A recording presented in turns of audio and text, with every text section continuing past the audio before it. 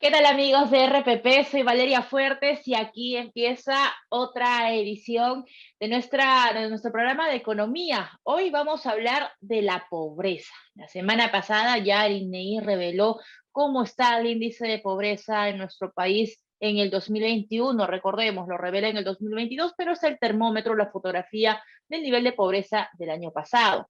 Bueno, lo que hemos visto es que el nivel de pobreza, si bien es cierto, ha caído, pasó de 30.1% a 25.9%, todavía está por encima de lo que se tenía antes de la pandemia. ¿Qué significa ser pobre en nuestro país? ¿De qué hablamos cuando hablamos de pobreza en nuestro país? Para eso vamos a conversar y ya está con nosotros Alexandra Ames, ella es jefa del Observatorio de Políticas Públicas de la Escuela de Gestión Pública de la Universidad del Pacífico. Alexandra, bienvenida. Hola, ¿qué tal, Valeria? Encantada de estar aquí. Bien, vamos a empezar primero con los conceptos, un poco para que la gente se pueda ubicar. ¿Qué significa ser pobre en el Perú? Sí, bueno, las cifras que has mencionado, que ha publicado el INEGI la semana pasada, se refieren específicamente a la pobreza monetaria, es decir, se califica a la pobreza en función a la capacidad de gasto que puede tener las familias, las personas, en función evidentemente a su ingreso o a las posibilidades de generar recursos económicos, ¿no? En esa línea, para el 2021 se catalogó que una persona era considerada pobre en función a la capacidad de gasto que podía tener para una canasta básica general, no solamente en donde se incluyen los alimentos esenciales y básicos, sino también el mantenimiento de los gastos de la vivienda, el transporte, educación, salud, entre otros, ¿no? Entonces, lo mínimo que ha estipulado el INEI para esta canasta es de 378 soles por persona. Esto significa que aquellas personas que ganan menos de 378 soles por persona son consideradas pobres. Esto es por persona, lo que significa que una familia compuesta por 4 personas, por ejemplo, en donde solamente hay una persona que recibe una remuneración, estaríamos hablando de un gasto en la canasta básica mínimo de 1.512 soles por la familia de 4 personas, ¿no? Ujú. Ahora, a ver, muchas personas se preguntarán, ¿no? De repente, Alexandra, ¿cómo es posible que todavía no hemos llegado a siquiera los niveles prepandemia, Valeria, Alexandra, si el año pasado tuvimos un crecimiento pues, mayúsculo, ¿no? El año pasado se creció un poco más de 13%. ¿Cómo es posible que todavía no nos hayamos recuperado? ¿Por qué la gente sigue viviendo en una situación de vulnerabilidad, no solamente en Lima? Eso también se ve en regiones. Sí, es muy importante la pregunta que haces porque nos permite entender que si bien los indicadores macroeconómicos podemos habernos recuperado muy rápido, si miramos el empleo, por ejemplo, vemos que en términos de cantidad de empleo también nos hemos venido recuperando, pero si ponemos un foco a la calidad de ese empleo, vemos que todavía no se recuperan los ingresos como estaban en el 2019. Es decir, la caída ha sido tan fuerte para los más pobres y los más vulnerables que en el momento de apertura o de recuperación de las empresas o del mercado en general, estas personas se han visto en la necesidad de aceptar de manera rápida una condición de trabajo que no era necesariamente la misma del 2019. Entonces eso hace que los más vulnerables, los más pobres todavía estén a la espera de esta recuperación que se hace más lenta para ellos. Y además vemos, Alexandra, que son un poco más de 11 millones, sí, más de 11 millones de peruanos, 11 millones y medio de peruanos que están viviendo en una situación de vulnerabilidad, es decir, están en el péndulo, ¿no? En esa línea muy delgadita que si de repente alguien se enferma en casa, de repente alguien pierde el trabajo en casa, bajan y caen inmediatamente en pobreza. Es la situación que veíamos, a ver, esa fotografía, ¿hace cuánto tiempo no lo veíamos? Es muy importante que el INEI haya empezado en los últimos años a mirar no solamente la pobreza monetaria, sino también la vulnerabilidad de esta pobreza monetaria. ¿Qué significa la vulnerabilidad de este tipo de pobreza? Es la posibilidad que tiene una familia o una persona de regresar a una situación de pobreza frente a un shock o un golpe económico que pueda tener, sea macro como el que hemos tenido en la pandemia o micro como el que has mencionado, en donde una persona se enferma, ¿no? El jefe de hogar declararse enferma y se ve imposibilitado de trabajar, al no tener una situación de formalidad, no tiene un seguro de desempleo, no tiene una situación que lo pueda ayudar a esa situación y por lo tanto el nivel de los ingresos cae, la capacidad de gasto cae y también ya en términos multidimensionales, la calidad de los alimentos cae, la anemia empieza a subir, la calidad de la educación cae, niños dejan de ir a la escuela, a la universidad. Entonces se genera una serie de cadenas de efectos negativos que van en contra de la calidad de vida y del progreso de una familia, ¿no? Entonces no basta nada más con diseñar políticas sociales que ayuden a las personas en situación de pobreza y pobreza extrema a salir de esta situación, sino a contenerlas y asegurar a través de un sistema de protección social sólido que cuando haya estos eventos, estas personas no se vean obligadas a regresar a esta situación de pobreza. Alexandra, y ahora si sacamos una lupa y empezamos a ver región por región, si a nivel nacional la pobreza el año pasado estaba, bueno, cerca del 26%, 25,9%, cuando sacamos la lupa y empezamos a ver a región por región, vemos regiones que incluso la pobreza supera el 36%, ¿no? Estamos hablando de Ayacucho, de Cajamarca, de Puno, de Huancavelica, de Loreto, de Pasco. ¿Cómo están viviendo estas regiones? ¿No? Es un poco importante también ver más allá de nuestras fronteras y más allá de nuestras narices, porque también esto es el Perú, ¿no?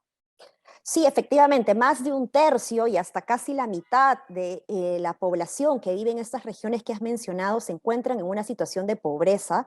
No se han podido recuperar en líneas generales al 2019. Ninguna región ha podido recuperarse realmente a lo que teníamos antes en el 2019. Y si bien en el 2020 la pandemia golpeó duramente los ámbitos urbanos y particularmente Lima metropolitana, lo cierto es que los ámbitos rurales siguen siendo los territorios de mayor pobreza en el país y tenemos casos muy duros, emblemáticos, como es el caso de Loreto, Puno, o en el caso de Cajamarca, Ayacucho, San Martín, en donde la pobreza extrema no solo no se ha recuperado en comparación del 2019, sino que está peor que el 2021. Que el 2020, perdón, ¿no? Entonces, no ha mejorado, sino que ha empeorado.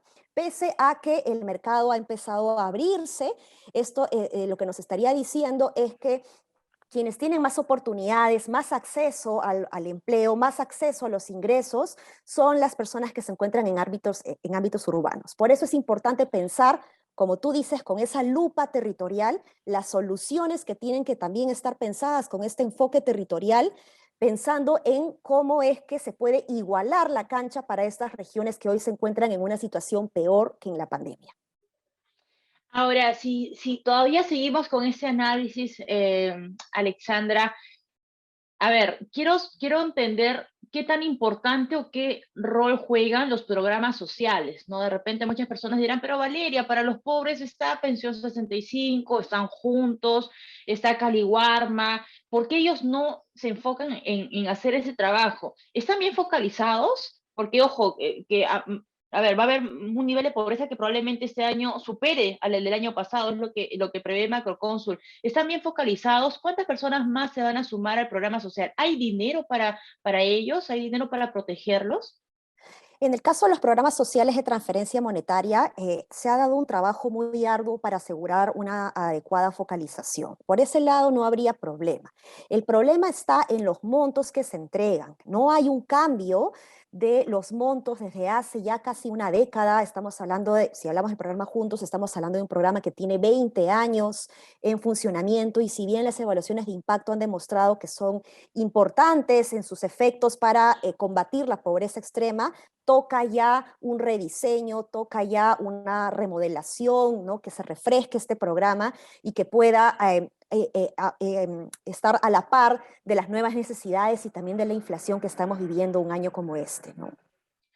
¿Cuál es la fórmula? ¿Existe una fórmula mágica, Alexandra, para salir de este nivel de pobreza que nos tiene prácticamente a todos bajo el agua, sin respirar, sin poder, digamos, salir airosos? ¿Qué cosa, digamos, cómo se puede combatir la pobreza? ¿La solución es el trabajo, empleo? ¿Qué más?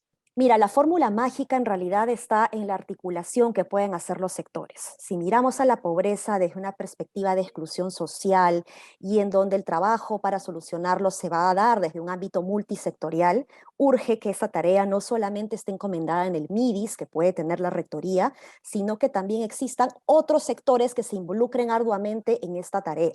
Lo otro es que hay que mirar las soluciones en función a la escalera del ascenso social. Hay programas sociales que están diseñados, como los que mencioné hace un rato, para la pobreza extrema. Pero de pronto esos programas diseñados para alguien que se encuentra en una situación de extrema pobreza no les sirve a alguien que se encuentra en el límite de la vulnerabilidad y la pobreza. ¿Qué necesitan estas personas? Desarrollo de capacidades o fortalecimiento de capacidades. ¿Para qué? Para que pueda ser más atractivo al empleo y no solamente consiga un trabajo, sino consiga una adecuada o una buena remuneración. Entonces hay que diseñar los programas sociales en función a las necesidades de cada uno de los grupos poblacionales que tenemos a lo largo y ancho del país. Alexandra, ¿cuánto hemos retrocedido con ese nivel de pobreza de 25,9%? ¿Cuántos años hemos retrocedido? Bueno, al 2020, en el 2020 retrocedimos 10 años, ahora hemos equiparado unos 5 años más, ¿no? Entonces seguimos todavía más o menos a la altura del 2015, ¿no? Entonces todavía no llegamos al 2019 y la solución no pasa por esperar 5 años más, sino en tomar decisiones distintas para poder maximizar los impactos en el menor el menor tiempo posible, ¿no? Para cerrar, Alexandra, he estado viendo las cifras de ese informe del INEI y se señala que las personas entre 0 y 17 años, casi el 50% de personas entre 0 y 17 años vive en una situación de pobreza. Y probablemente estos chicos que están en etapa estudiantil, ¿no? Inicial, en secundaria, en primaria, sean los hombres y mujeres de acá a unos 10 años y van a salir al mercado laboral. ¿Cuál es el impacto económico? Imagino que es a largo plazo, pero ¿cuál es el impacto económico de no darle la importancia que merece a la reducción de la pobreza? ¿Qué Las nos cifras, espera? las cifras que has mencionado, Valeria, son extremadamente preocupantes porque estamos hablando de la población que en unos años va a ser la población que se va a encargar de la producción, ¿no? Del trabajo. Necesitamos asegurar que estos jóvenes tengan las capacidades adecuadas para que puedan tener precisamente capacidades productivas adecuadas y una remuneración adecuada, un nivel de gasto, de consumo adecuado. Y esto sumado a la situación de la pandemia, en donde se ha dado grandes retrasos en términos educativos, es muy duro. Sumado además a los retiros que se están dando en los sistemas de pensiones, tenemos un mal augurio para los próximos años, lamentablemente. Alexandra, te agradezco muchísimo que nos hayas acompañado en esta edición. Alexandra Ames, jefa del Observatorio de Políticas Públicas de la Escuela de Gestión Pública de la Universidad del Pacífico, tratando de ayudarnos a desmenuzar y analizar esta situación de pobreza y, bueno, los retos pendientes también del gobierno para reducir este índice. Nosotros nos reencontramos en otra edición.